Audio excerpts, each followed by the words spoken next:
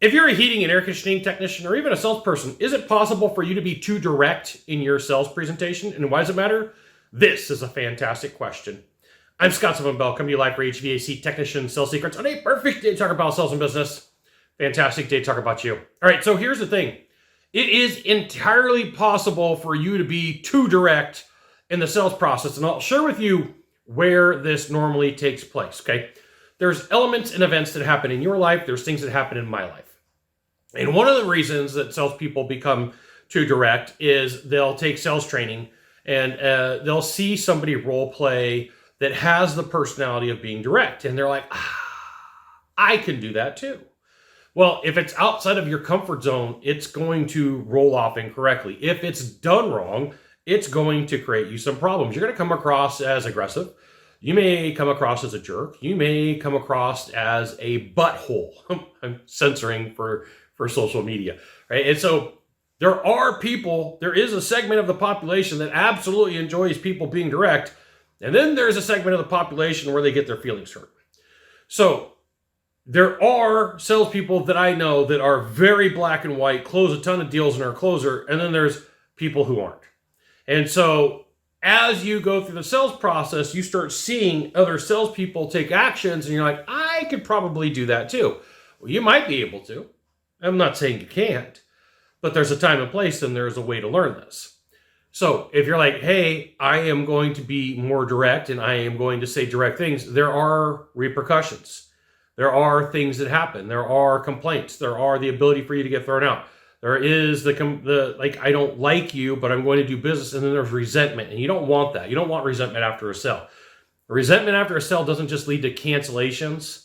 It leads to complaints, and you took advantage of me, and here's 97 bad reviews written across 87 different platforms. So being too direct looks good on film, looks good in role play when you're in front of a whole bunch of people. And tip number 2, kind of hiding behind this, is like if you go to an event and you're watching other people from other companies and you're watching them role play, sometimes what they're doing isn't real. They're making it up. Because they're like, I'm in front of a crowd, and I want people to think I'm the best thing since sliced bread. I am the most amazing thing. And they might be. But a lot of times, I've had a chance to role play with these dudes and these chicks in real life, and they're not like that. Okay? Now, here's the thing. If you want to be better at sales, you want to be good at what you do, you can actually join my email publication. Go to this URL, type it into a browser, drop in your name, your email address, maybe your phone number.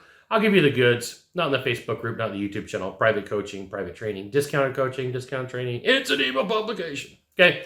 Now, here's the second major time that people become super aggressive in sales. You're doing good until you're not. You hit a sales slump. Okay. El sales slumpo. It's not fun. Sales slumps suck, right? So then you're like, all right, I was playing Mr. Nice Guy. Now I'm going to play bad cop. Like it was good cop. Now I'm going to play bad cop. And then, so once again, you go to a place where you're not comfortable. You're not having normal conversations. It's completely unreal for you. So everything comes out wrong. You just come across as a jerk. You know how I know? Because I've done this.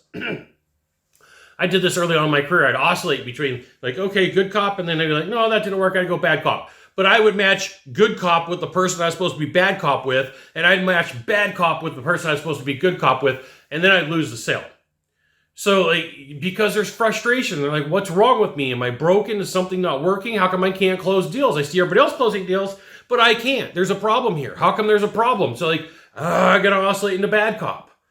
So be aware that there are aggressive cycles. Third on this list, when you feel out of control in your life, there's something going on. And I'm going to give you specific examples.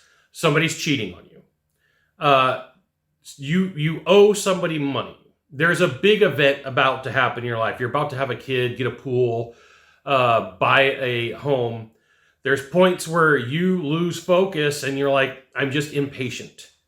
A parent dies. A brother or sister dies. A close friend dies. A significant other dies.